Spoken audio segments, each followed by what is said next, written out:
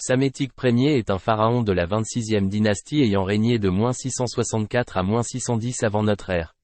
Fils de Néchao Ier et de la reine Istémabé, il survit à la répression des Assyriens sur les princes révoltés du Delta et est emmené à la cour de Ninive pendant que son père est confirmé dans son royaume de Saï. Lorsqu'il revient en Égypte, son père l'installe à la tête de la principauté d'Atribis, étendant ainsi l'influence du royaume saïte sur le Delta. À la mort de son père, il hérite du trône et du royaume de Saï et ainsi en peu de temps parvient à imposer son autorité sur la Basse-Égypte. D'après Hérodote, un oracle avait prédit la victoire à celui qui serait aidé par des hommes de bronze venus de la mer.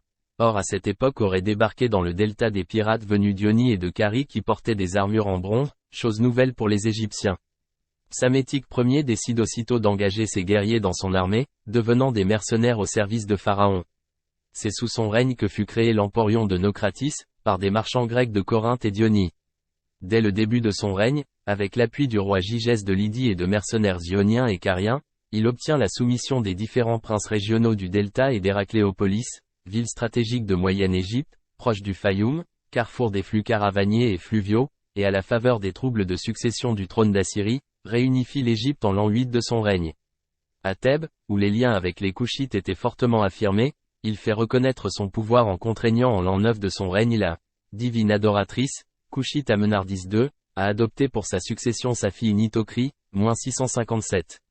Montouémat, le quatrième prophète d'Amon qui tient en fait le rôle de grand prêtre, se soumet à l'autorité saïte, les Éthiopiens fidèles au pouvoir s'étant enfuis ou ayant été écartés. Grâce à l'appui des mercenaires grecs, Psamétique établit un contrôle des frontières et réduit les dernières oppositions. Il rejette ensuite le protectorat assyrien, -645. Son armée est formée de mercenaires grecs et cariens qui allaient prendre une grande place en Égypte. Après la réunification du pays, il s'attache à rendre l'ordre et la prospérité et à redorer le lustre et la puissance du royaume. Psamétique fait de Memphis sa capitale et réorganise l'administration. Il nomme 2 gouverneurs à Héracléopolis en Moyenne-Égypte et à Édfou en Haute-Égypte.